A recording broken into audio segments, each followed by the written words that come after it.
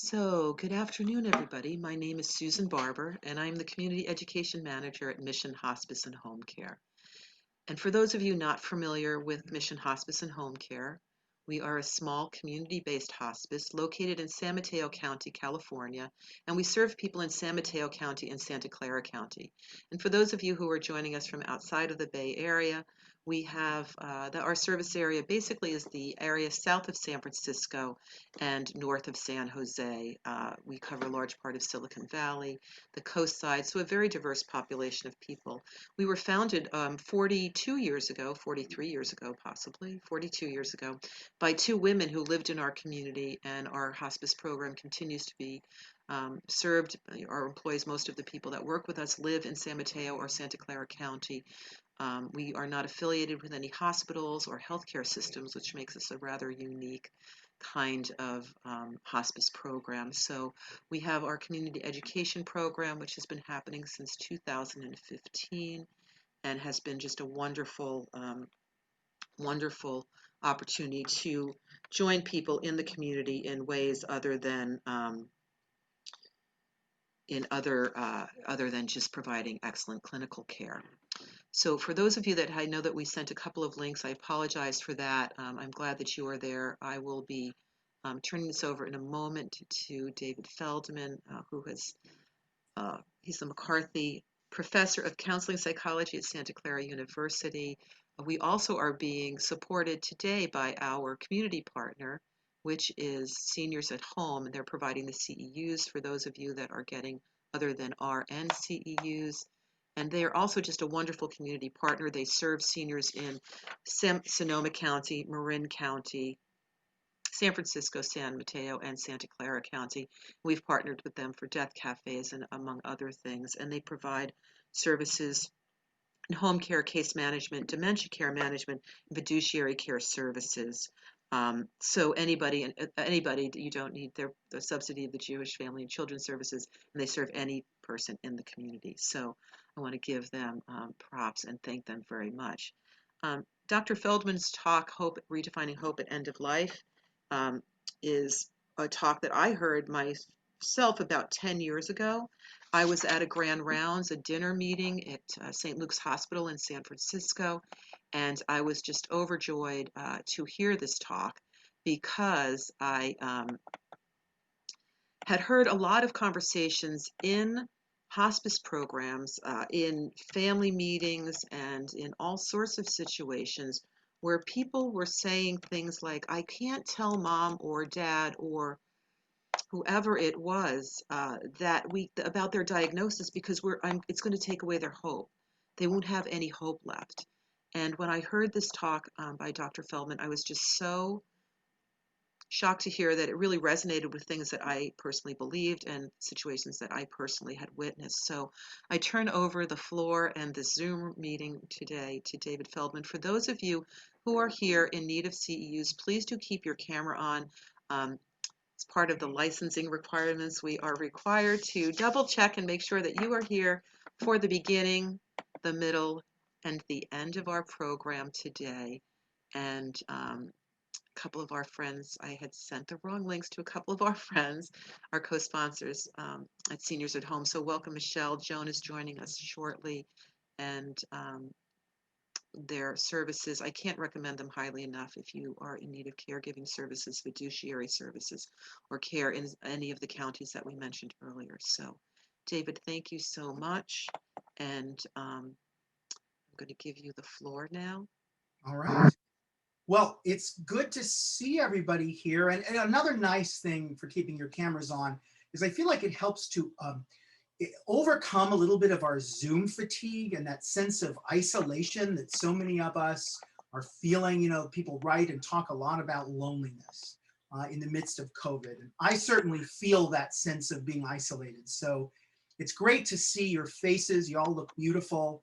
And I'm looking forward to talking with you today. And thanks, Susan, for that introduction. And just to give you a sense of what I'm hoping we can accomplish together, I know we've got about an hour and 20 minutes left in this time, hour and 23 minutes.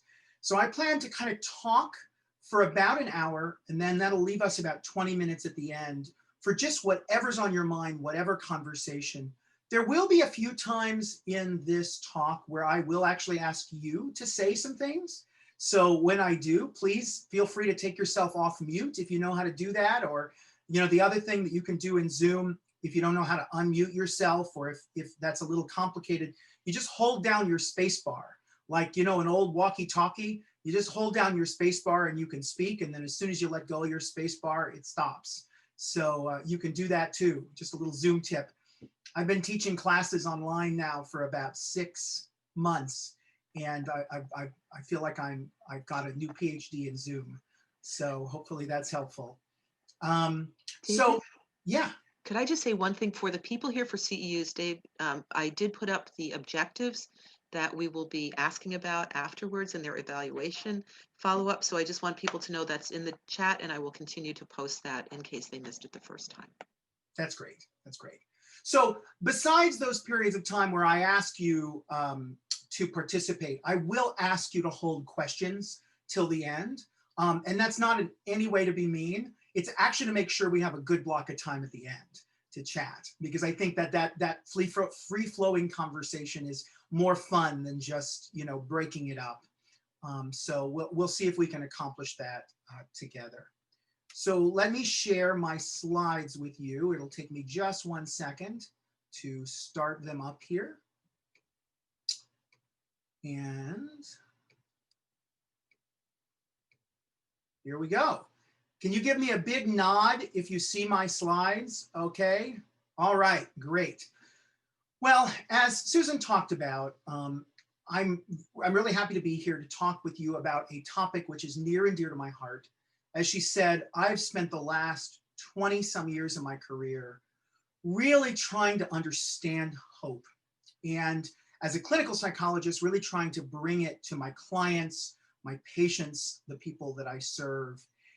And I've also done a lot of research on it. And I'm really interested in the dynamics of hope as people encounter some of the worst things in their lives that they can imagine. And one of those, honestly, I think we need to say, of course, is being diagnosed with a terminal illness, a chronic illness. And as amazing as hospice is, finding yourself in hospice isn't something that people, dream about and want in their lives. I also, I'm really interested in trauma and how people manage to maintain hope in the face of serious trauma and deep depression and high anxiety. But truly my heart, my clinical heart, is in hospice and palliative care. I was trained as a hospice and palliative care psychologist. I've worked at various times in hospices and palliative care teams. I myself, like many of us, have had dear loved ones cared for in hospice at the end of their life. And I really think that hospice, more than almost anywhere else in the medical system, is in the business of hope. It's one of the reasons that if you're a hospice provider, I don't care what kind you are, that you've heard many times people describe hospice as angels. These angels that come into the home or come into the room, because I really do feel like we take patients and families who are feeling hopeless, who are feeling, who are suffering a lot, and we allow patients to live in whatever time is left for them. And we help to restore some sense of hope. And so I really want to talk with you today about how we can do that more systematically. A lot of what I'm going to tell you, if you are a provider, are probably things you already do. And if that is the case for you, just pat yourself on the back. Take it as an acknowledgement of your awesomeness.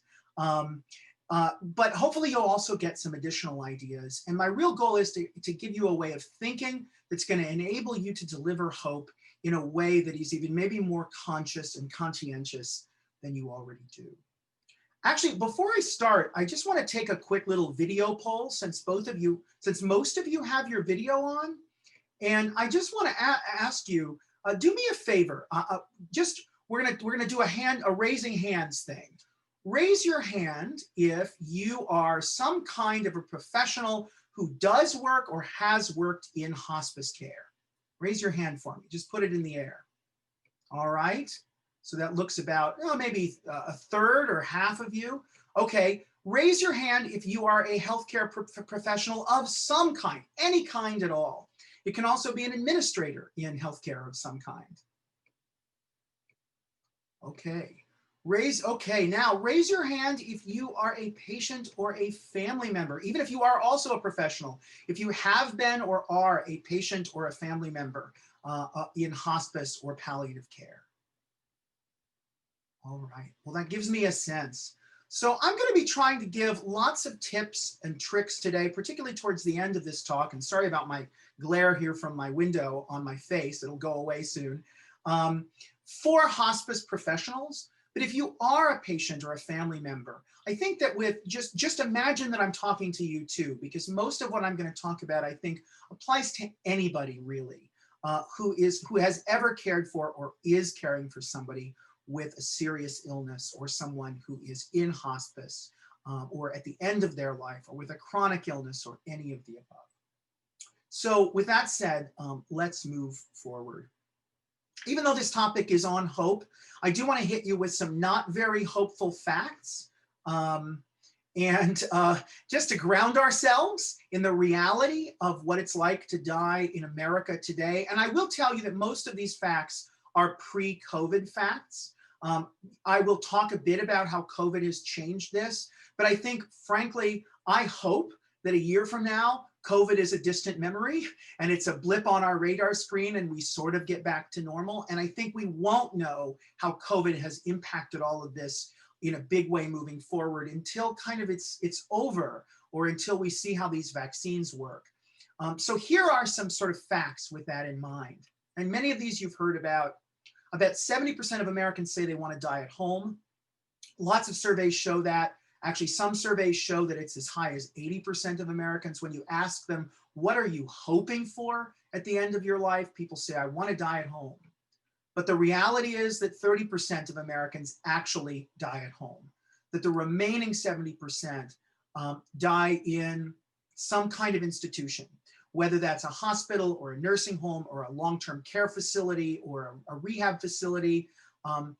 Only about 30% die at home. Now that's shifting, thank heavens.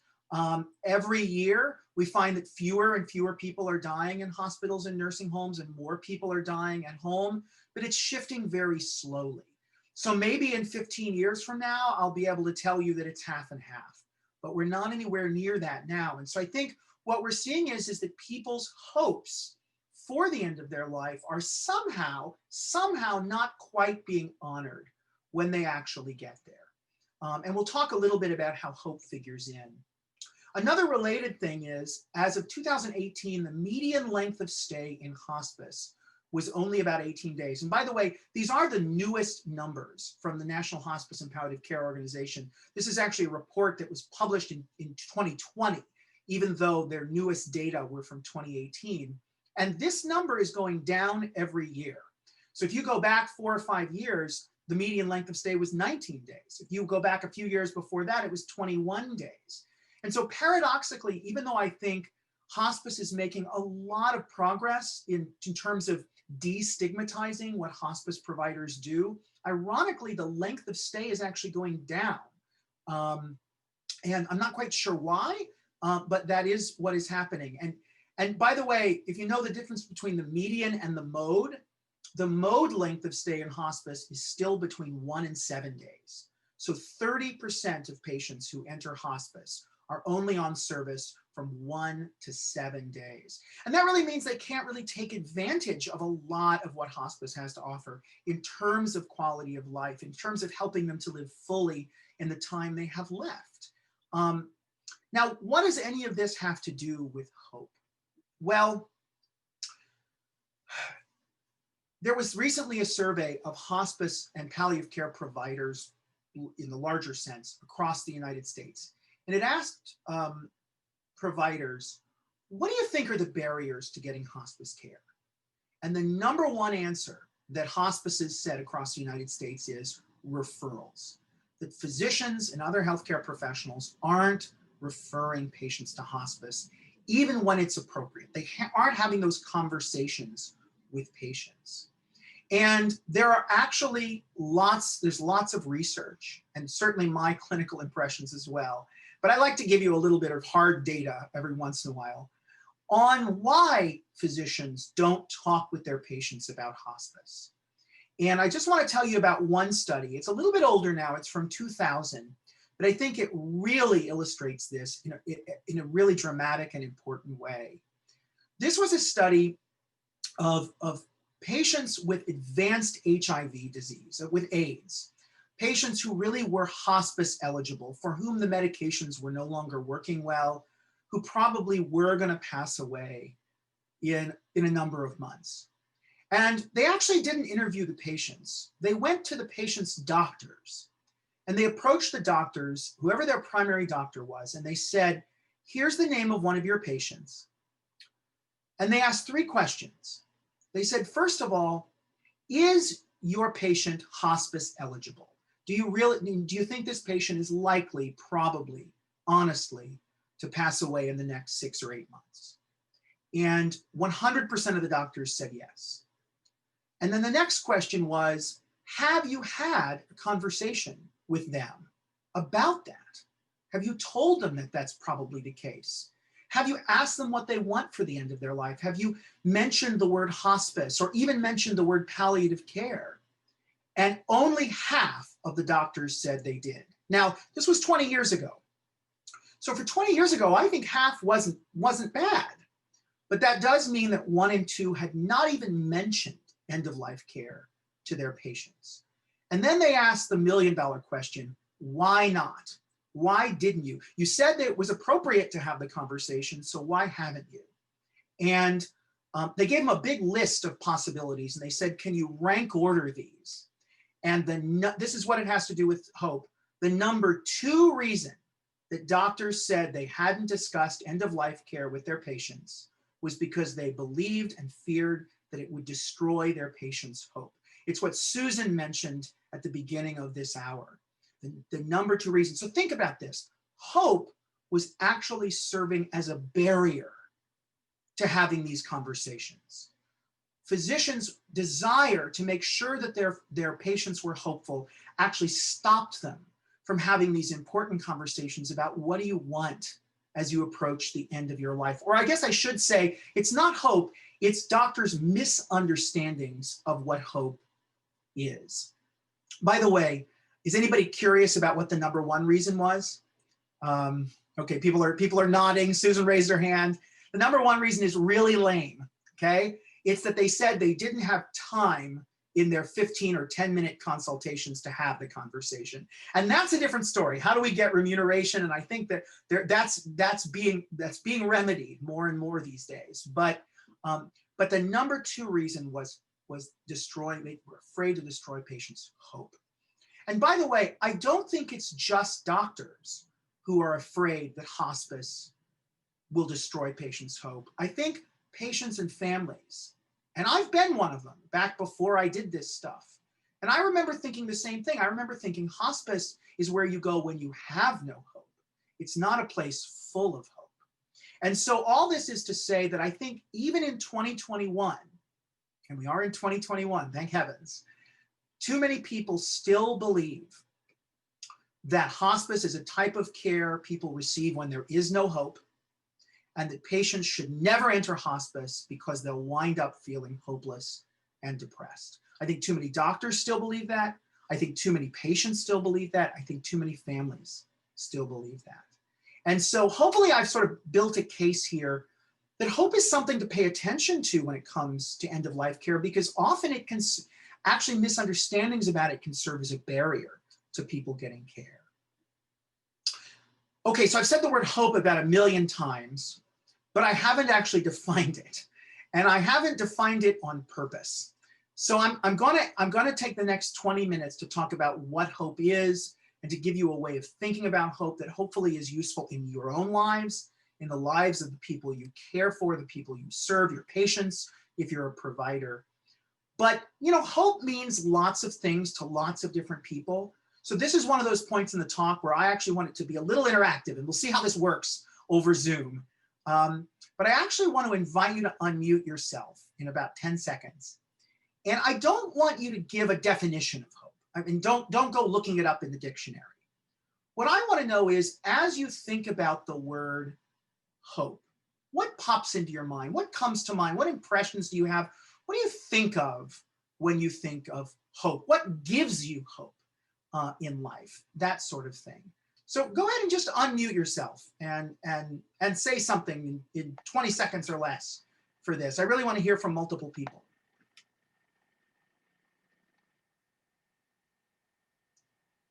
Don't all talk about And as people unmute themselves, you just unmute yourself. I can see that you've unmuted, and I will go ahead and just say, Marilyn, I see you're unmuted. Did you want to say something? Yeah, I think the first thing that came into my mind was sort of less fear. Absolutely. Yeah, less fear. So often fear and hope are opposites. Like we just think about the last year. Haven't we all been struggling with feeling hopeless? And a lot of that is fear of COVID, fear of the political situation, fear from racial injustice and everything that's going on in our world. There's so much fear, and I think that often is the opposite of hope. Absolutely. What else comes to mind? What gives you hope? That sort of thing. Just unmute yourself and yell it out, or push your space bar, hold your space bar down and say something. Don't be shy. What a shy group. Yes. Can I call on somebody? They always tell me as a professor to sing happy birthday. Barbara. Barbara has her hand up, and then I'll call on people that I know here. Yeah, so happy birthday. Barbara, why don't you go ahead? I was going to say thinking of tomorrow instead of just today. Absolutely. Thinking of tomorrow. Even if it's not tomorrow as in 5 or 10 years, it's just like, what am I going to do later today? What am I going to do tomorrow? Hope is often something that exists in the here and now, but also in the just about to happen, right? Something to look forward to often gives us hope. Yeah, good point. Thank you. Other people. Sharon, yeah, unmute yourself. Push your space bar. Oh, I can't hear you, but I'm gonna ask to unmute you. And can you say yes? There you go. Okay. Yeah. For some reason, it said that you wouldn't allow, or the host was not allowing me to. Oh, well, I've okay. changed that setting. Now people can Okay. just go ahead and Okay. unmute themselves. Thank you. I was thinking, to me, hope is that zest for life, that energy, Good point. that excitement. Energy and excitement, zest for life. That's going to show up in the definition of hope that I'm about to talk about. Yes, when we feel hopeful, we feel excited in some sense. When we feel hopeless, we often feel down in the dumps and depressed and fearful, and that lack of energy. Thanks for that, Sharon. Anybody else? I want to hear from one more person before I'm going to let you off the hook. Tony, How yeah. about finding peace with what is happening, finding peace in the midst of whatever's going on. Some sense of peace, some sense of acceptance, right? That hope isn't about everything being perfect. It's not about having a perfect life. It's about accepting what's there and working with it in some way. You're nodding. Okay, cool. So yeah, I think all of these things that you've said, the lack of fear, looking forward to something, zest and excitement, acceptance of what is, but also, again, looking forward to something, are all things that are going to show up in this definition of hope. Yeah, I will pay you later, not really, but you have my undying love for that, because most of what you've said really fits into what I'm going to talk about. I'm going to give you a definition of hope, and I want to give you a couple caveats before I give it, because I do want to say I talk a lot about hope to lots of different audiences, and the part of the talk where I define hope is always my least favorite part of the talk, because it's so hard to do. The fact is, hope means so many different right things to people. There are as many right definitions of hope as there are people on the planet to define it. Hope is multifaceted and beautiful, right? It has implications for our emotions, for our spiritual and religious life, for our values and beliefs, for our relationships, right? For everything really about us. And so there's no way that I can give you a single definition of hope that is going to capture everything about the beauty that is hope. So let me say, I'm not going to try. to capture everything about hope.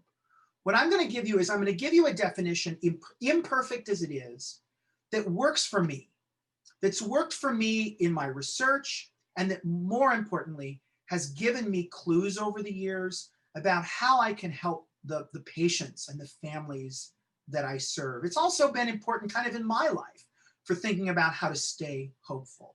So it's not everything there is to hope, but I think it's pragmatic, it's practical, and hopefully it will help you as well. And this definition was originally proposed, oh, actually, before I get into that, let me talk about two common misconceptions of hope. Don't worry, I'll get to that, I promise. Because I do think there are misconceptions, and I've already started to talk about them when I talked about that survey of doctors earlier. And I just want to hit you with these real fast. The first misconception, the way people misunderstand hope, is they often think of it as synonymous with cure. I think this happens to people when they enter the medical system. Like if you think about your life and even what you just said about hope, nobody said cure. Nobody said to live forever. Nobody said to survive. You know, most of us in our lives, when we think about what our hopes are, what our dreams are, we don't think to live forever. We think to see our granddaughter graduate. We think to get that promotion in our career. We think to help other people. We think to go to the beach or take a vacation or whatever it happens to be for us.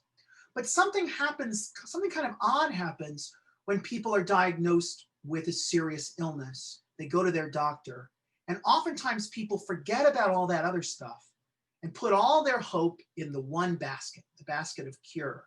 And the medical system, aside from hospice and palliative care, is all designed to do that. And often when you talk to people in the medical system and you use the word hope and you say there's hope, what they hear is, I'm going to be cured. Or if you say there is no hope, what people often mean is, I'm not going to be cured. But the truth is, I'm not knocking that. I mean, I think hoping for a cure is important for so many people. But I think hope is wider than simply cure. I think hope can be for lots of other things. The other common misconception of hope, I like to call a powerless definition of hope. I also sometimes call it the consolation prize definition of hope. And this one I think is particularly widespread and particularly problematic. And this is the idea that hope is a warm, squishy feeling that we cling to when we don't know what else to do. So I call it the consolation prize definition because you know what a consolation prize is, right? I always think, good, people are nodding. I always think of The Price is Right. Is that game show still on, The Price is Right? Tony likes it. Tony's chuckling, I see her.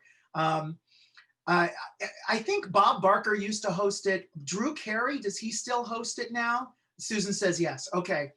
So, you know, let's say you're a contestant on The Price is Right, and you go on there and you play some of those games and you guess a bunch of prices and you get it all wrong. Like you're the biggest loser in all of the history of The Price is Right. And just to make you feel better, Drew Carey sends you home with a year's subscription to Time Magazine. Well, look, I'm not knocking Time Magazine. I like Time Magazine, but I didn't want Time Magazine, right? I wanted a new car. Well, a consolation prize, right, is a prize that you're given to comfort you, to make you feel a little better, even when you really have failed, when you really have lost. And I think that's what people often think hope is. It's this warm, squishy feeling that's comforting. It's not powerful. It doesn't solve your problems. It doesn't change your life. It's just this mild, comforting feeling that you get to have when everything's gone wrong. And this, by the way, this powerless view of hope shows up everywhere in our popular culture, everywhere. I mean, it's crazy. Here's a comic. I love Hagar the Horrible. Here's a comic that shows it. You have these two Vikings and they're hanging in a dungeon. There's no way they're going to escape. Undoubtedly, they're going to die there. And there's nothing they can do. And one of them says, we're completely helpless with no chance of escape. What in the world keeps us going? And the second one says, hope. So hope is a comfort in this comic strip. It's not powerful. It's not going to break their chains. It's not going to save their lives. It's not going to revolutionize even the way they live the end of their life. It's simply a slight comfort. Well, look, I'm not against comfort, and I do think that hope is very comforting. But I think that hope is more than a mere comfort. I think there's more to it. I think it's more powerful than that. And I certainly don't think, even though some people do hope for a cure, I think hope is much wider than a cure. So what do I think hope actually is? So now here's where I give you my definition. And again, this is just a definition that I've found helpful in helping the people that I serve over the years. And this is a definition that was given to the world by a psychologist by the name of Rick Snyder, C.R. Snyder. And I'm going to take myself off slide sharing for a second, just so I can see you better. And C.R. Snyder, his friends called him Rick. He was one of the first people to really investigate hope 35 years ago. He was a good friend of mine. He spent his whole career, and he was a clinical psychologist trying to help people to establish hopeful, meaningful lives. And he also did research. And he really wanted to figure out what hope meant. So he did a very grassroots thing. He took a year off from his university position where he taught. He took a sabbatical. And he did this amazing thing over a year. He went to leaders in his community. These were church leaders, religious leaders, political leaders, educational leaders, government leaders. And he approached all these people and he asked them, he said, give me the names. List out all the names of all the people you know who are the most hopeful. And he didn't tell them what hope meant. He didn't give them a definition of hope. He just said, name all those hopeful people. And by the way, he also asked them the other side. He said, give me the names of people that, shall we say, are less hopeful, people who you would call hopeless. And he took both of these lists, and over the course of a year, he contacted everyone on those lists, and he talked to every single person who would talk to him. And he asked them simply, tell me how you think. Tell me how you think. Tell me how you live your life. And what he found, and I'm going to share my slides again, what he found at the end of this is all these hopeful people shared three things in common. And these are goals, pathways, and agency. And Rick called these the three components of hope. But I actually think it's better to think of them as the three conditions under which hope thrives in people's lives. And it turned out that all those hopeful people on that hopeful list had these three conditions set in their lives. And here's the interesting thing, the people on the less hopeful list, they were almost all missing one or more of these conditions. So I want to just give you a sense of what these three conditions are. They're super simple, by the way, but I think they're also super useful for thinking about how can we help to set these in our lives and the people that we love, their lives, and the people that we serve, their lives. And rather than give you dry technical definitions of these, like a lot of psychologists would do, I'm going to draw you a picture because I think it's an easier way to get us up to speed. And by the way, I'm a terrible drawer, so please excuse my horrible art. Here is you. Let's pretend this is you. This can be a male or a female or any gender you want. And just want to point out that right now, you're not hopeful. You're not happy. Notice how gray you are. You're not hopeful. You're not happy. And that's because I want you to notice that you're just wandering around in this big empty space, this big void. You don't have anywhere to go. You don't have anything to do.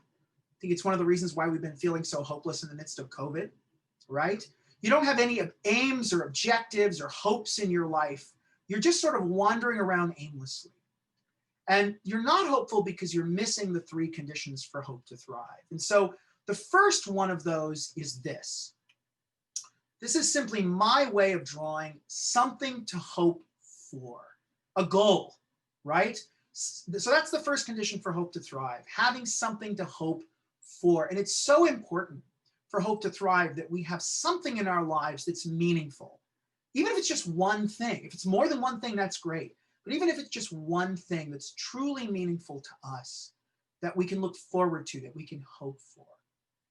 But that by itself still does not make you hopeful or happy, because I want to draw your attention to this big gap, this big gulf between where you are and your hope, where you want to go. And you're missing the second condition for hope to thrive. This is simply my way of drawing a plan, a strategy, some way of getting you from where you are to where you want to go. So that's the second condition for hope to thrive, having some sense that there's a way that you can get there. And if you've ever had this happen in your life where you've had a goal, something that was important to you, but you couldn't think of a way to get there, or even worse, maybe you were pretty sure there wasn't a way you'd ever be able to get there, chances are at that moment you didn't feel very hopeful. So that's the second condition. And then the third condition, and you're still not hopeful and happy because you're missing the third condition. And I bet you can tell me what the third condition is. Just think about, maybe you've been in this little person's position before, where you've had a goal. I mean, be honest with yourself. I want to see people nodding if this is true of you, where you've had a goal in your life that was important to you, something you really wanted. You've even had a plan that you were pretty sure would get you there. But be honest, for whatever reason, you couldn't get off your lazy butt and get motivated to do it. Have you ever felt that way? I see people nodding. I see people raising their hand and nodding. Some people are going, I don't know, maybe. My bet is if you've ever felt that way, you didn't feel very hopeful at that moment. And that's because you're missing the third condition for hope to thrive. And this is my way of drawing the energy, the motivation. Someone said motivation, excitement, enthusiasm earlier. You're missing that piece. So these are the three conditions for hope to thrive. And C.R. Snyder called these goals. Pathways is this business of believing there are plans or strategies that can get you there. And then agency is this sense of motivation, this sense of energy to get off your butt and do it. Because even if it's not physical energy that we need, we often do need emotional energy, so-called agency, to go after our goals. So we know from now 3 decades of research, and I can tell you from working with hundreds of clients, that when people have these 3 conditions, these simple conditions set in their lives, they feel more hopeful, right? So hope doesn't have to be some abstract concept. It really is about setting 3 conditions in your life. And by the way, when people have these conditions set, they have all kinds of other benefits. So I'm about to tell you about 30 years of research in 2.5 minutes. We'll see if I can do it. And I'll spare you the nerdy details, and I'll just get to brass tacks here. Here are all the benefits we know from having these 3 conditions set in your lives, from hundreds of research studies and from my clinical experience, and maybe your experience as well.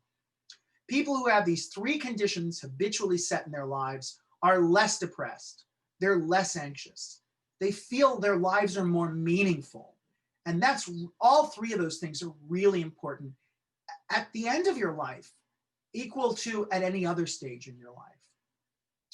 We know that people who have these 3 conditions set in their lives accomplish their goals more readily.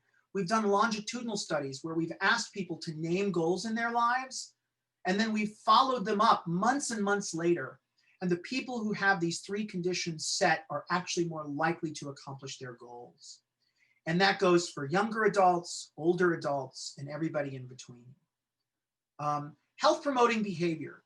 People who are physically healthy, who have these conditions set in their lives, are more likely to take care of themselves and their health.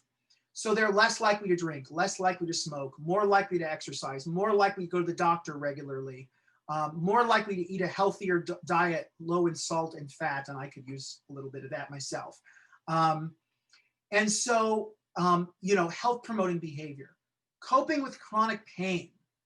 This one's super important at the end of life and at many stages of life. According to the CDC, 20% of Americans, that's 50 million people, I believe, are living with chronic pain. And it's much higher above the age of 65. And what we know is that people who are higher in hope, higher in these conditions for hope to thrive, both feel the chronic pain as less painful, even if they have the same condition, and they cope with it better. It's less likely to stand in their way of life, of living their life.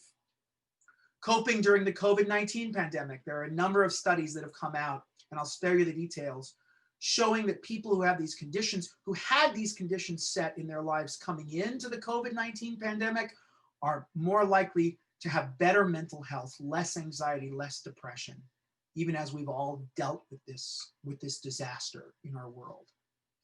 And then finally, growth from trauma. We know that people who have these conditions set in their lives and then encounter a serious trauma, whether that's a chronic illness, a terminal illness prognosis, or any other number of serious traumas in our lives, trauma causes suffering. There's no doubt about that. But we also know that people who are more hopeful going in also tend to experience some kind of personal growth. They might draw closer to spirituality. They might draw closer in their relationships. They might discover a new way of looking at life, even in the midst of their suffering. So all of these are reasons why we want the people that we serve to have hope, to have these conditions for hope to thrive. And we want them, I want them in my own life. So that's the basic model of hope, agency, pathways, and goals. But I do want to say that this model is naively perfect. Life is not this easy, right? It's not as if we have our goals, we have our nice pathway, we have our agency, and then we get there and suddenly all our dreams come true. That's not the way life works. We all know that. So I want to show you an illustration that looks a little more like real life. Here's a little more like real life, a little more. Here we are, here's our goal, whatever it happens to be in our life. Think about whatever your goals are. We have our pathway, our plan. We have our agency, our energy and motivation. And then what happens? As they say, life throws us a curveball, shit happens, whatever you want to say, bang, something blocks our way. That's how life works. We all know it. And let's be honest, when this happens, the natural human tendency is what? It's to become depressed. It's to become angry. It's to play the blame game. Do you know this game? Do you ever play the blame game? Right? We go looking for who's to blame. And we either put, and there's two ways we can go. Some of us put the blame outside and we say, my goal is blocked and it's my boss's fault. It's my kid's fault. It's my husband's fault. It's my doctor's fault, right? That I'm not able, that the treatment isn't working. Many of us don't do that though. Many of us internalize the blame, right? We might say, it's my fault. I'm no good. I'm stupid. I'm unlovable. What's wrong with me? I'm at fault for not being able to do better in my life. And it turns out both of those strategies tend to keep people stuck. If you say it's your boss's fault and you can't really change your boss, then you're kind of stuck. There's no way you can get around that. If you say it's your fault, it's easy to see how you can get stuck, because if you're no good, you're unlovable, you're stupid, why try? So both of these are kind of ways that we can get mired down and stuck. And what we know is that people who are high in hope, that is, people who habitually have these three conditions set in their lives, they don't get stuck in the blame game. Instead, they do something incredibly hopeful. They ask themselves an incredibly hopeful question, and you'll have to look at my animation on the screen while I say this. They ask themselves, what now? Right? Given the fact that I'm blocked, what can I do now to get around this block? It's actually what Tony said earlier when she said, it's about accepting where you are, right? Accepting that you have this block, right? Accepting that something's getting in your way, but not giving up, right? Saying, there still might be a way that I can somehow get around this and get to my goal, or get to something like my goal, right? And so I think that's a really important part of what it is to be hopeful, not playing the blame game, not getting stuck at that block. So this is a little closer. And by the way, we do know that people who are more hopeful do get to their goals more often.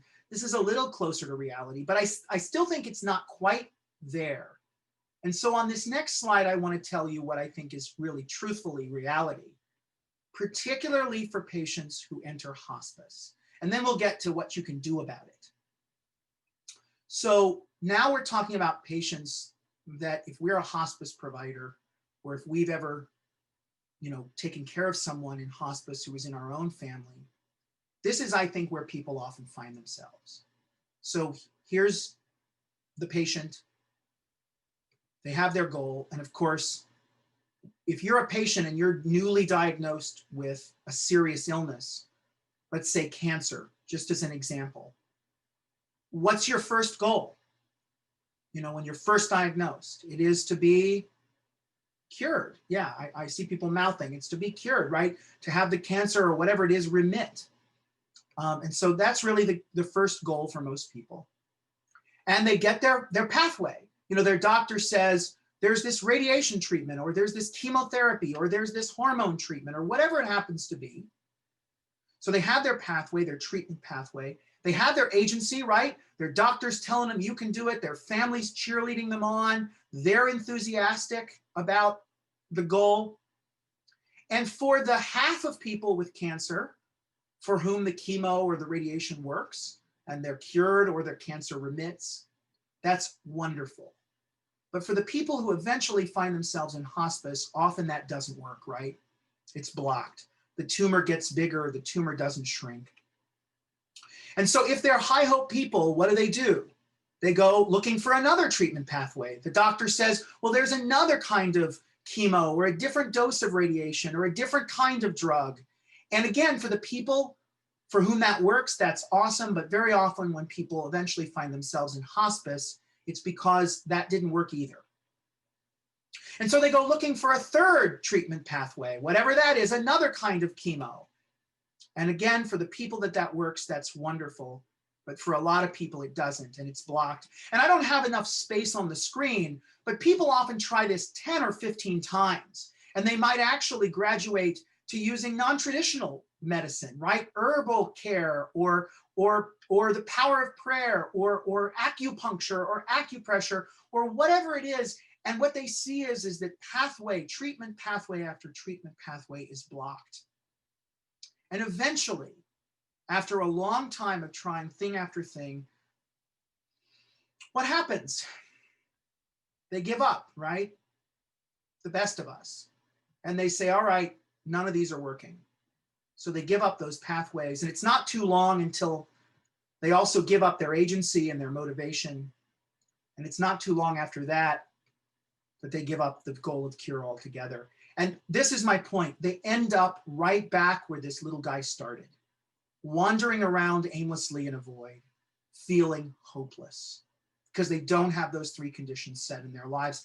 And by the way, that's where we as hospice professionals often encounter our patients when they're first admitted to hospice. This is what they've been through, and this is where they are.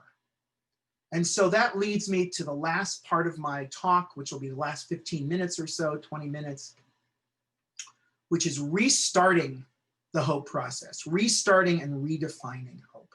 How do we do that? So let's talk about that. How do we restart hope? And if you're not a hospice provider, think about your own life. Think about in the midst of COVID. Do you have these conditions set in your lives? And how could you restart and redefine hope for yourself or the people that you love? So, redefining hope. Sometimes I like to call this riding the waves. This is after a quote that comes from a psychiatrist who's a hospice psychiatrist by the name of Sullivan, who, believe it or not, this comes from a medical journal. And it is poetic and it is beautiful. It's not often that medical journals are poetic and beautiful. I love this quote, and it's very metaphorical. And you'll see why I call it riding the waves. By the way, I gave a talk at the California Hospice, at CHAPCA, the California Hospice Association and Palliative Care Association. And I gave this talk with a wonderful hospice chaplain by the name of Penny Phillips, who at the time was at the VA Palo Alto. Susan knows her, a good friend. And we gave this talk together, and it was her idea to call our talk Riding the Waves. So I stole this from her. But I love this quote from Dr. Sullivan. And just let this kind of flow through you. Hopelessness is not the absence of hope, but an attachment to a form of hope that is lost. If we are tied to a hope for survival that is sinking into the deep blue sea, we will be unable to see the other forms of hope floating before us. Right? Think about that. Hope is not the absence of hope. It is being attached to a form of hope that is lost.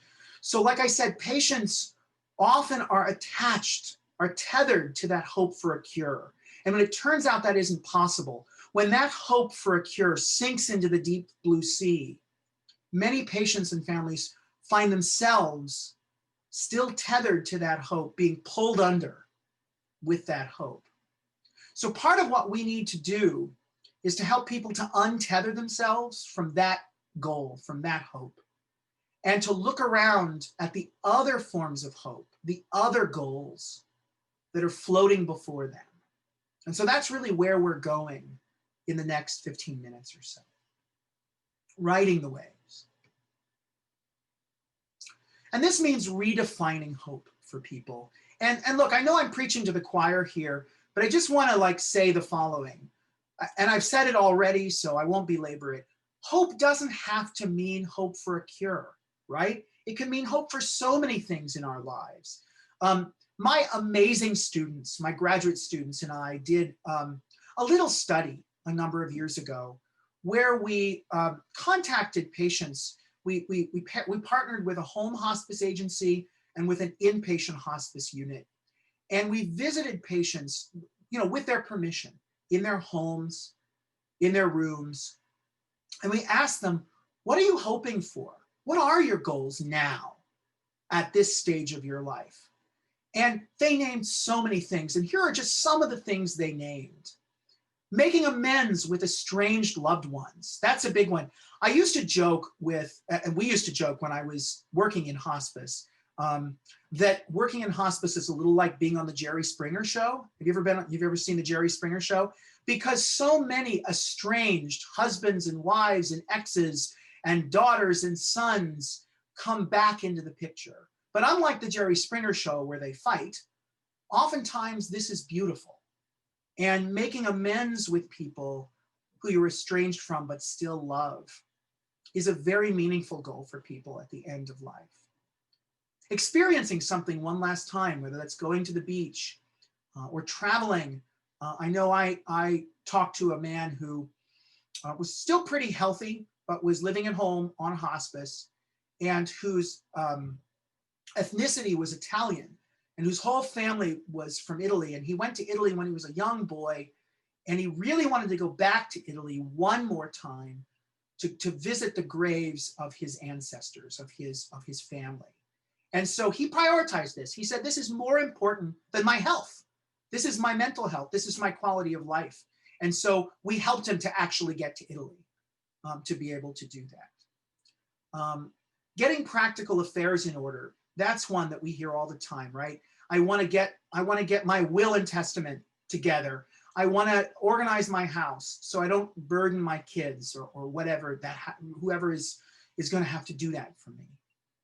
Improving your relationship with God, if you believe in God, or spirituality, or praying, or meditating, right? Deepening in your spirituality or your faith. And countless other things. I mean, I remember one guy that I talked to was saying, I have this old 1920s, I think, or teens, big tube radio, and I want to fix it. I've wanted to fix it for years. It's in my garage, and I've been working on it. And I'm working on fixing it. But think about it. These are all things you can have those conditions for hope to thrive set in your lives. He had a goal. He had pathways, a way of doing it. He had the tools. He ordered them on Amazon. And he had agency. He had energy and motivation.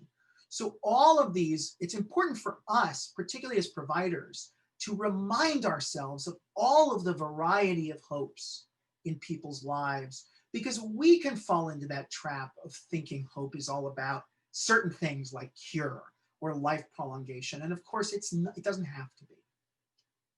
So what can we do? What can we do for the people we care for? Well, here are some things that we can do for the people we care for.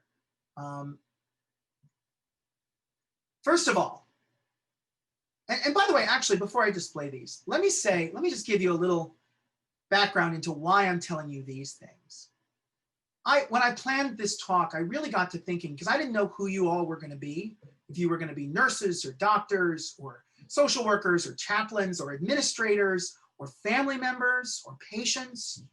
And so I wanted to bring up things that any of us could do, because we all have different roles in people's lives and we spend different amounts of time with patients and people we care for. So things that we all can do in 5 minutes or less that will help the people we love and we care for to set these conditions for hope to thrive. So all of these are little things we can do to help to try to restart the hope process. So the first one is, don't assume that it's unhealthy for patients to have cure as a goal. Seemingly false hope is still hope. I sometimes joke that there's no better way to freak out a hospice care team than to go to them and say, Mr. or Mrs. So-and-so is still hoping to be cured, right? Immediately, the team starts to go, oh my gosh, they're in denial. We need to go in there and tell them that that's false hope and they shouldn't hope for that anymore. And I think that's absolutely the wrong thing to do. My clinical experience, but also the research shows that having the hope for cure, even if you're in hospice, is not necessarily a bad thing. So in that study we did, where we interviewed people and we asked them what their hopes were, we also gave them a few different measures, surveys of their mental health. And what we found was that 30% of people in hospice care had the goal of cure. 30%. Now, often they phrased it in a way like they would say, well, I know the doctors are saying I'm not going to be cured. I know the chemo and the radiation haven't helped. I know my medications aren't really working, but I'm still hoping for a miracle. I'm praying every day. I'm using herbs. I'm hoping that I can spiritually heal myself. So they were realistic sort of about it, but they were still hoping for cure. And it turns out that those people, that 30% of people, that having that goal of cure not only didn't hurt their mental health, but it actually seemed to be associated with better mental health.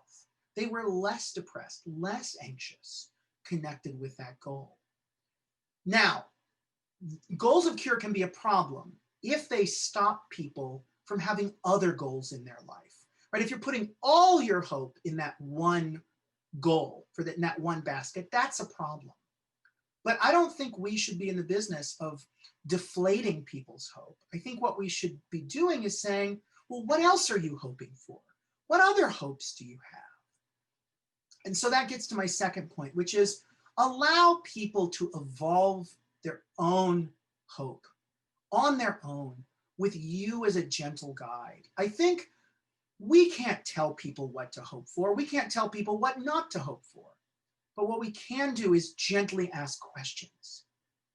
And I think one of the best questions that I ever ask is when someone says, I'm still hoping for a cure. I say, well, me too. I really hope that there's a miracle and you're cured as well. No question. But in the meantime, what else are you hoping for? What else is important to you in life? And how can I help you to get to that, right? How can I help you plant those 3 conditions for hope to thrive for those other things? And you'll find out all kinds of things. I think another thing we can do related to that is we can help patients connect with their spirituality, with rituals that are important to them, and with their important cultural beliefs as a source of hope. I think we all know this. The research is very clear. My experience is very clear. We know that people of color are much less likely to embrace hospice care than white people. And there are a few reasons for that. One of the reasons is that people of color historically have been treated pretty badly by the healthcare system. And so very understandably are a little suspicious when someone says, let's stop the chemo and let's look at hospice care. And that's, I think, a really important reason and is bigger than what we can deal with today. But I think a second reason is that persons of color often feel that hospice doesn't really address them and who they are and their culture and their beliefs and their rituals, and in some case, their spirituality. And it's so important that we do that for people, that we try to get to know who they are and their values, beliefs, rituals, and culture, because those can all be important sources of hope, important sources of goals, pathways, and agency. Let's just think about religion for a second, because that's an important part of culture. Think about your own religious and spiritual beliefs, if you have them, Aren't those important sources of goals, right? Doesn't your religion kind of tell you, give you some sense of what you should strive for in life, what's important to you? Can't religious beliefs and culture writ large give you a sense of how to get there?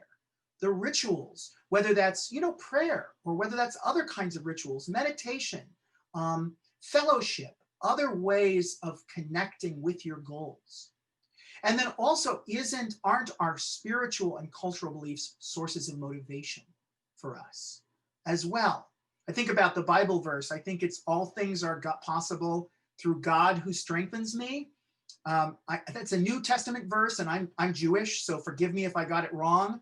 But I think that's a powerful idea, that our spirituality can be sources of motivation and energy. And by the way, that goes for any cultural beliefs and convictions as well. So I think it's important that we be asking about that for the people that we serve. I mentioned Penny Phillips, the chaplain. She and I used to see patients often together. She'd go in and then I'd go in and we'd share information. And so I'd have a chance to go into the room or into the home and say, hey, Penny told me you were working on praying and you were even writing down some new ways of praying. How's that going for you? Can I help you with that in some way? And so I think these are important things to think about. All this kind of boils down to helping patients to widen their life goals, to look at hope as more than just cure. So we should be talking with patients about their goals for life, not just their goals of care. I think we're much better at that than we were 10 years ago. But as healthcare professionals, we're really good at asking patients and families, what are your goals for care? We're not always good at saying, well, what are you hoping for in your life? What's important to you in your life? And it's amazing how asking about that, even in 3 minutes, can perk people up, because we're setting that first condition for hope to thrive, having something to hope for.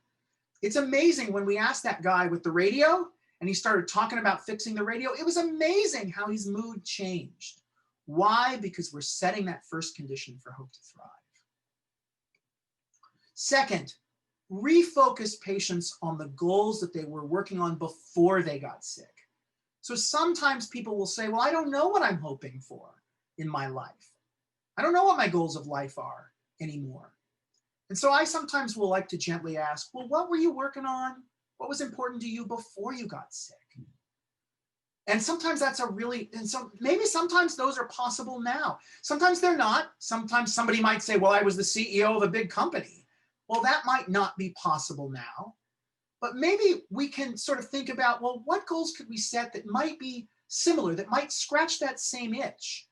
Maybe you can be an advisor for a company. Maybe you can mentor a younger business professional. Maybe there is something we can do with that now. And we won't know until we explore what was important to you before. Help patients to set new goals, even simple ones. I remember when I was working in hospice, we had these arts and crafts kits, and one of them was a moccasin, make some moccasins kit. And you know, you take some pieces of leather, punch some holes in it, stitch it together. And I remember thinking, well, that's stupid. You know, it's so, I mean, that's such a small thing. But I changed my tune because I remember, again, it was Penny Phillips, went into a patient's room, brought some different kits, and the patient said, I want to make moccasins. And she wanted to give them to her granddaughter. She was in her 80s. She had very advanced cancer. And so she, Penny, and I, and one of the social workers took turns 10 minutes at a time over a week and a half going in this patient's room, bringing the moccasin kit and doing a little bit of stitching and a little bit of helping. And it's amazing what this did for this woman's hope, right? During that week and a half or 2 weeks, she was a new person, so much less depressed, so much more happy, so much more hopeful. Why? Because the 3 conditions for hope to thrive were set. She had a goal to make these moccasins for her granddaughter, a meaningful goal that she believed in. She had a pathway, a way of doing it. And she had agency, the motivation. And some of that was also that we were cheerleading her on. And so even simple things like this can be powerful ways of setting those conditions for hope to thrive in people's lives. And then finally, we can work in practical ways to make people's goals possible. Sometimes I call this being the pathway. You know, sometimes patients who are very sick, they might have a goal that's meaningful to them. They might have plenty of enthusiasm, agency for the goal, but because they're so sick, maybe they're even bedbound, they really can't enact any of their own pathways. So we, as loved ones, as a care team, need to be involved in being the pathway. So I think about one patient, this is not my patient, this was told to me by someone else, who was a home hospice patient who wanted, his fondest goal for his life was to drive a Ferrari, and he wasn't joking. And so he said, but now that'll never happen. So the provider, the social worker, went to the hospice care team and said, can we be the pathway here? So the hospice care team called a Ferrari dealership. Amazingly, they brought a car to this guy's house. With the help of a nurse, he got in the driver's seat. His oxygen tank was in the passenger seat. And he drove that darn Ferrari for 15 minutes, zoomed around the neighborhood. The conditions for hope were set, not only in that moment, but in the week and a half leading up to that. So all of this is food for thought. I do want to conclude with just 3 or 4 minutes on what we can do for ourselves, because we're not only trying to, of course, set the conditions for the people we care for, we should be trying to set these conditions for ourselves. And I think it's safe to say that many of us are feeling pretty hopeless in our own lives, given what's happened in the last year. So here are just some ideas for your own life. First of all, don't be afraid to hope yourself. Don't be afraid to hope. We've been through a lot as a society. And you know, the great essayist and activist Rebecca Solnit, some of you may be familiar with her, wrote an essay a few years ago where she said, the enemy wants to take away your hope. And she didn't say who the enemy was. That can be COVID. It can be your own disease. It can be your own depression. It can be the political situation. The enemy wants you to give up your hope. But as long as you maintain your hope, the enemy has never truly won. And so I think it's really important that we are beacons of hope for the people that we serve.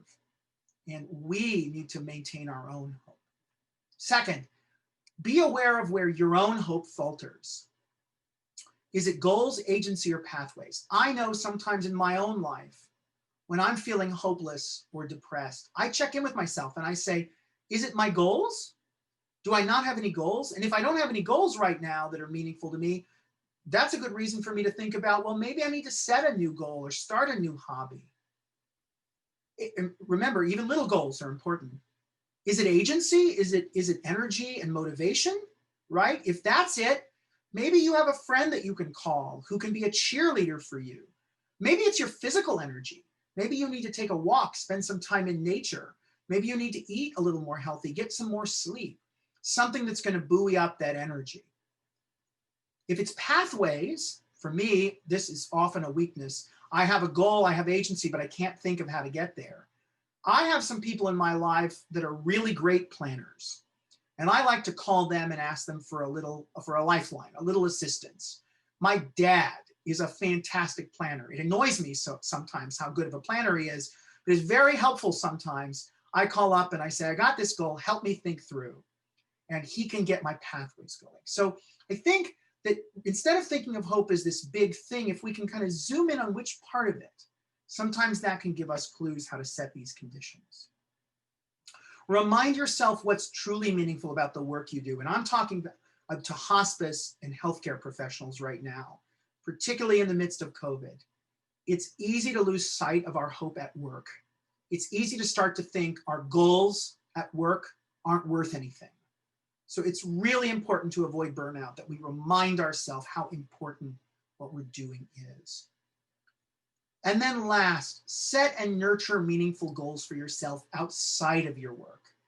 If all your goals are in your work basket and you're feeling burnt out, think about even a small goal, even if it's making moccasins that you can do outside of your work.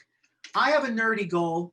I repair antique fountain pens. I find them at garage sales and on eBay for $5, and I repair them. And it's such a minor thing, but it gives me such pleasure to know that I've brought something to life that maybe hasn't written since the 1920s. And it's such a minor goal, but it really gives me a lot of hope. I think everything I've said in this talk, and then I want to talk to you for a few minutes, can be summarized by the following kind of rule. Whenever people have a sense of what is important in life, their goals, and feel that they are working toward this, agency and pathways, hope thrives. And we can be in the business of helping the people we care for to do just that. And I just want to leave you with a beautiful poem that maybe you've heard before by Emily Dickinson, which I think also summarizes a lot of this. Hope is a thing with feathers that perches in the soul and sings the tune without the words and never stops at all. And sweetest in the gale is heard, and sore must be the storm that could abash that little bird that kept so many warm. I've heard it in the chillest land and on the strangest sea, yet never in extremity has it asked a crumb of me. Thank you for your attention. And now I will shut up and listen to you. Susan, you can let us know how long we have left, maybe 10 minutes or so, and I'm happy to stick around afterwards. And I just want to answer your questions, any comments you want to make, anything. I'll hand it back over to Susan. Dave, thank you so very much, Dr. Feldman. Thank you so much. I was just, we have 15 minutes for questions, and I'm going to ask people to do the Zoom hand raising, and you can find that either at the bottom or top of your screen. In the older versions of Zoom, it's under the participant button. You click that and there's a feature to raise your hand. For some of the newer versions of Zoom, it's under the reactions, and it's not the like waving your hand thumbs up one, it's the one that says raise hand. And the reason I ask you to do that is that when we look at the participant list, it allows me to see the order in which hands were raised. So there's been a couple of questions put up in chat. And before we turn over, I just want to say, Dave, there's a couple of things listening to this, particularly the last part about what people can do for themselves, for healthcare workers that are feeling burnt out at this point in time. I was listening to a talk by the poet David Whyte recently where he talked about an exchange he had with his good friend, Brother David Steindl-Rast, who's a Christian mystic and monastic. Yeah. And he was talking to him about his own burnout. This is pre-poetic life. It was probably was what inspired him to make this change in his poetic life. And what he said is that he cannot he was trying to think of all these strategies, like maybe I need more rest, maybe I need to quit my job. And Brother David Steindl-Rast said to him, you know, the antidote to burnout and exhaustion is not rest, it's wholeheartedness. And when listen to you talk about hope, I realized, wholeheartedness in large measure is hope. Yes. And so that would just really Let me resonates. let me just underscore that, because I think you're totally right. I think that people often think when they're burnt out, when they're feeling hopeless, that what they need to do is go to bed and rest. And look, take a mental health day, rest for a day, no problem. But I think in the end, what digs us out from under hopelessness and under burnout, and by the way, I think that hopelessness and burnout are synonyms when you're talking about work. I think when we say we're burnt out, what we often mean is, I don't have any hope that I can accomplish what I want to accomplish in my work. I think that the cure for that is actually revisiting what you want to accomplish and going, are there goals I can set? Do I need to relook at how meaningful or meaningless my goals are? Can I somehow figure out if there are new pathways I need to explore or find out how to motivate myself? I do agree. It's wholeheartedness. That's often the cure for hopelessness rather than rest. Although rest is good, don't get me wrong. Right, I agree. I like rest. And that also, the talk about the moccasin, I really appreciated that also. Years after I heard your talk at the Grand Rounds, probably 10 years ago, we had a family that had the patient was a father, probably in his early 60s at the time, that had a young daughter, less than 10 years old. And the family had traveled to Hawaii quite a bit, but when the daughter was too young to really remember that. And his goal, his hope was that he was diagnosed with ALS, which put everything kind of on the it was really difficult for them to navigate that.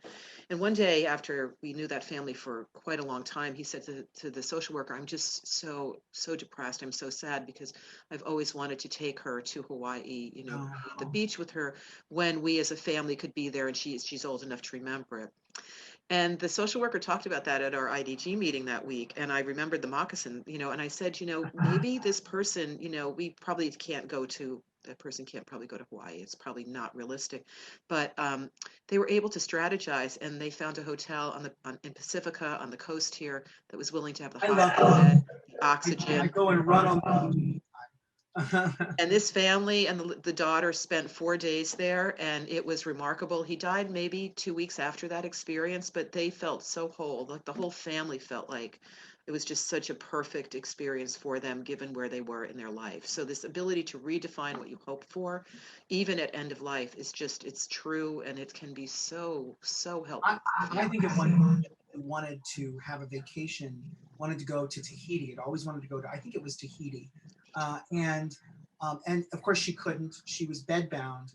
And so what happened was her family brought in buckets of sand into her room and actually poured the sand on the ground. I just can't imagine. And palm fronds, and decorated the room like Tahiti, and brought in like barbecue or something. And they celebrated and acted like they were in Tahiti. And it's not the same as being in Tahiti, but still at that moment, she had goals, right? And in anticipation of that, this was going to happen. Her family was going to be there. She was going to experience this. She had the pathways. These people were the pathway for her. And also she had the agency and enthusiasm. And so absolutely, amen. Man. So Sally, Lynn Taylor has her hand up, and then there's 2 questions that were put in the chat earlier. So we will go first. Lynn, can you unmute yourself, please? Hi, I put my hand up because you said to. I didn't have a question. Yeah, we had a question. Sorry. It's good to hear your voice. You, like me, are a literalist. So let's go to the 2 questions here that people asked earlier. Somebody was asking about, one person, it was a comment. It's about the median age. What's the difference? Could you define the difference between medium and mode in terms of definition? Somebody is asking. Oh yeah, sure. I said that early on. So median is the middle of the distribution.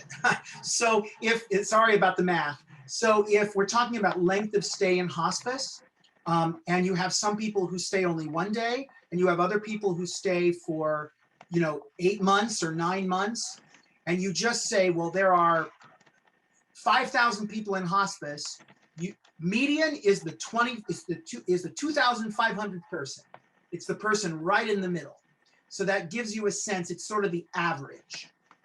It's sort of the average. Mode is the most common length of stay. So again, median is the 2,500 person. But let's say that a huge number of people only stay for 3 days, right? So there are people who stay for 4 days and 5 days and 6 days and 4 months and 5 months and 6 months. But the most common number you see is 3 days. That would be the mode. Even if it's not the majority, even if it's not the average, that's the most common length. And so we know that even though the median, the middle, the average is about 18 days stay in hospice, still the most common length of stay, even though it's not the majority, is 1 to 7 days. So something like 30% of people only stay for up to 7 days.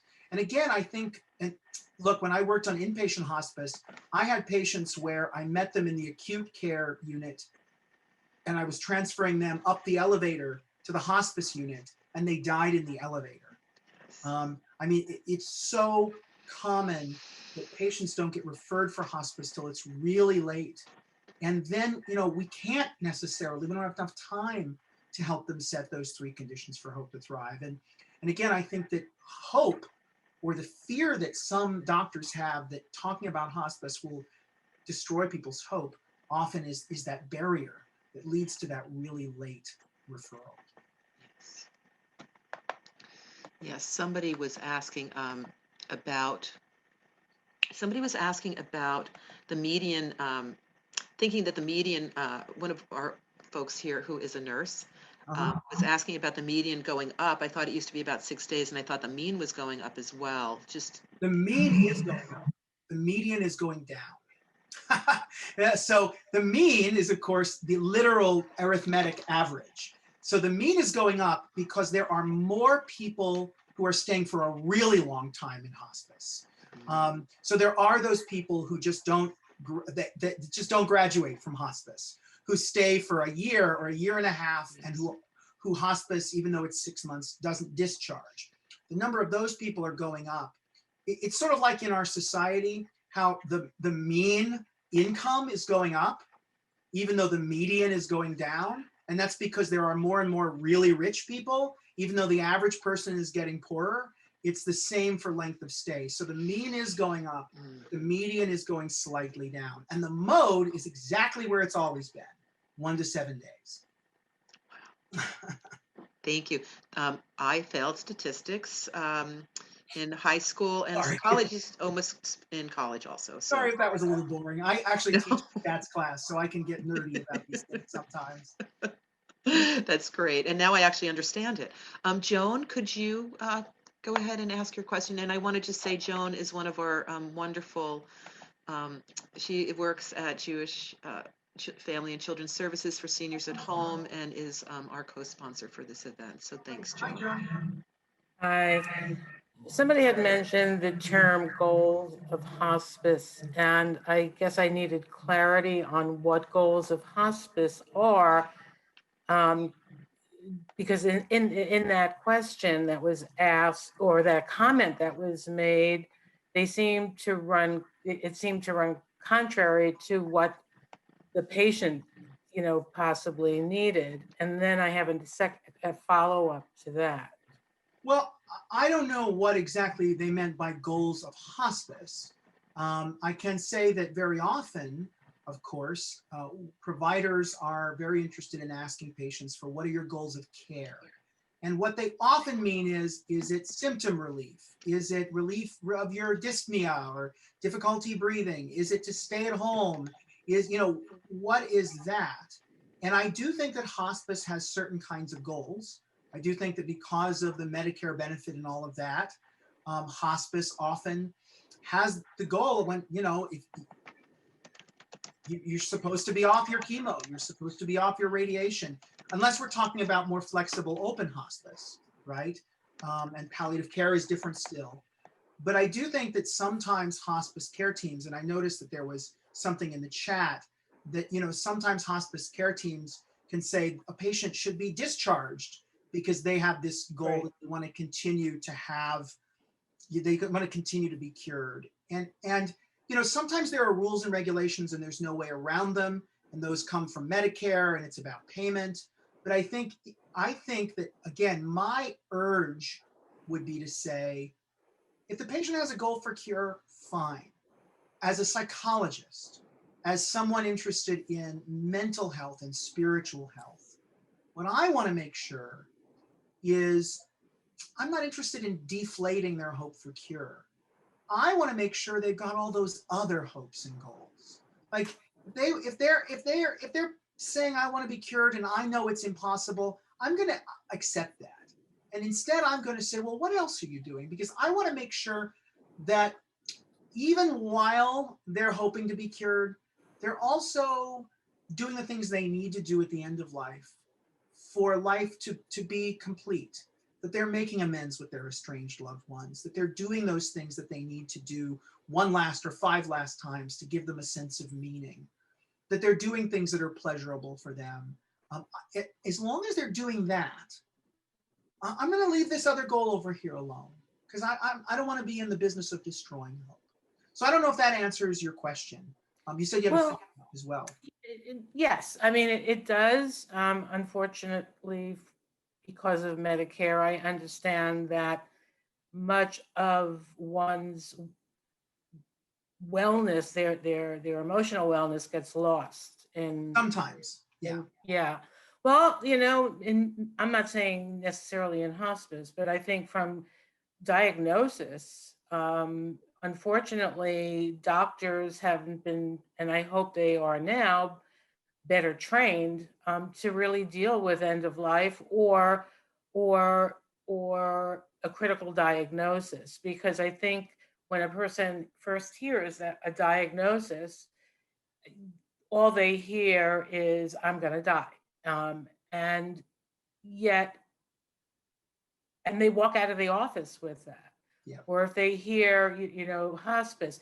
So, you know, we're in the world, Susan and I are in the world of educating people.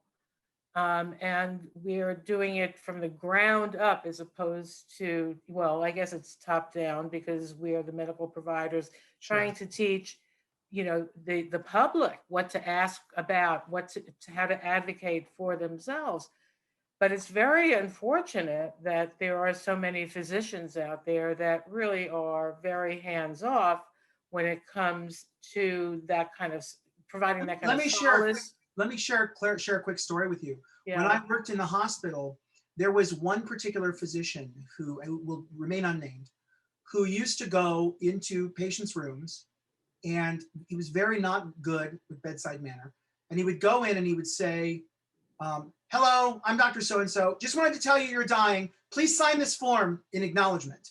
And then he would walk out because he had to get this form signed to show that they understood. And he wasn't interested or wasn't capable of having more of a conversation. And so as I got to know the unit, this wasn't in hospice, this was in an acute care. I used to, and he wasn't a hospice doc or a palliative care doc, I used to follow him around. And as soon as he would exit the room, I would go in. And the next conversation I would have with people is, first of all, empathize a lot and ask them, what did they hear and what questions do they have? And could I answer it the best I could as a psychologist?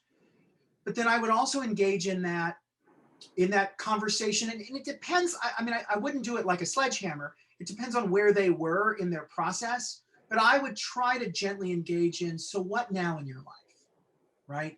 So what do you want your life to look like? What are your goals for your life? Because I would want to start right away planting that idea that you still have a life. That means you still have goals. There are still pathways. There's still agency. And not to in any way minimize the news you just got in any way. But I didn't want that to seem like, okay, now bang, it's over, because they're still here. And so I do think that doctors are more sensitive to this than they've ever been, certainly more than 20 years ago when I started doing this, but we have a long way to go. And if you have any opportunities for me to talk to doctors at any point, I'll take them, because I've given talks like this to physicians, and it's amazing the behavior change you see in doctors after you give this talk. The problem is getting them to the talk. Well, right? I was going to ask, getting them to think it's important. do they show up is the They question. do if they're made to show up. If it's grand rounds, if they're getting CMEs for it. Yeah. But they've got to think it's important first, and they've got to be a little coerced sometimes. Yeah, I mean, that's the beginning of a conversation. And perhaps it is, what Mission Hospice is very intent on is having people just be aware of making plans for end of life. I mean, heavens, I mean, being aware that there is an end of life is a goal in itself for humanity, because we don't think that we're going to die. And being aware that the end of life doesn't mean you're dead, right? That the end of life is a phase of life that you enter when you find out that you have a terminal illness, but you're still very much alive. And that still means that hope can fill that gap. Yes. And I think that's so key. It's like my life's work to get that across. And filling it up with the people who are the most optimistic or the most nourishing. Beacons of hope. Yeah. And I think that's what hospice providers often are. That's why we, and I'll count myself in there because I've been that at various points in my life. That's why people call us angels. I mean, haven't you heard that term before? It's crazy how many people say, and then the angels came into the home and gave us our grandfather back. Angels of hope and beacons of hope. And what I like about this goals, pathways, and agency thing is it demystifies it. And I do think that when physicians hear hope, they roll their eyes because they're very sciencey. But then when you tell them, no, it's just these 3 conditions for hope to thrive, they can start in all of their science and logic and all of that, start to say, oh, well, I can do that. Like that's a treatment that's a treatment plan. And so I do find that this style of hope, as much as it's not everything there is to hope, I think that this way of thinking about hope connects with people who are a little more concrete minded, a little more literal, maybe a little pressed for time, that kind of thing, and who are well-meaning, often like MDs are. Yeah, thank you. Sure. Other questions or comments? Thank you, Joan. Anybody, I am noticing the time here, but we do have time if anybody has a question or comment and you would like to ask, and you're sitting there thinking, no, I can't do that. Yes, you can. Just go ahead and unmute yourself. There's enough people. Somebody asked my email address. Let me give you my email address. Dave, I'm going to do a follow-up email to everybody with resources, and I'll include your email as a resource, and anything else I think you're going to send. I'll send you the handout. Outline the handout for this, and that will. Those are the things that we'll include in. So you'll get my email address, and feel free to email me. Beautiful. Okay, great. Thank you so much that's very generous. Anybody else with a question or a comment or experience they want to share before we say goodbye? Yes, I just wanted to add that, Dr. Feldman, I wanted to ask you, what do you do when you go into someone's room or you're visiting them and they just absolutely are so negative? What do you do with that?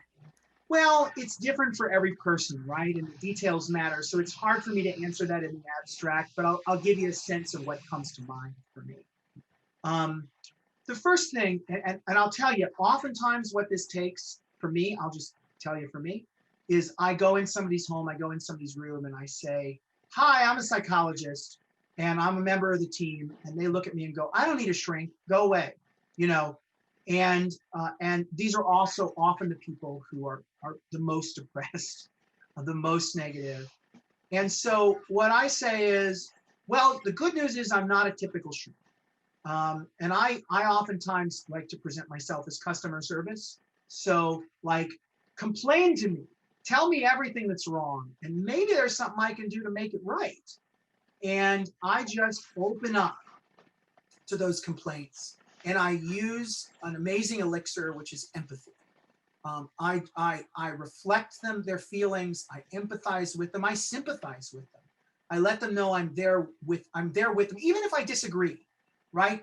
I can still empathize with the way they're feeling. I can validate that. And what I find is that when you sprinkle empathy on something, it softens. And so for me, after I do that, and it might take 2 or 3 visits, eventually someone will soften up and I can make a suggestion. And then I say, can I make a suggestion? And they'll be like, all right, yeah, let's make moccasins. Yeah, I don't know, something, whatever the suggestion happens to be. And they might be open to it. Why? Because I haven't tried to shut down their complaining or their negativity. And so many times we providers, and I should say we family members, we're so uncomfortable with negativity that the thing we like to do is say, look on the bright side, be happy. What's wrong with you that you're complaining? And send that message. And totally well-meaning, because we want to help give them hope. But I think when they get that message that they shouldn't be talking like this, people resist it. They talk like that even more.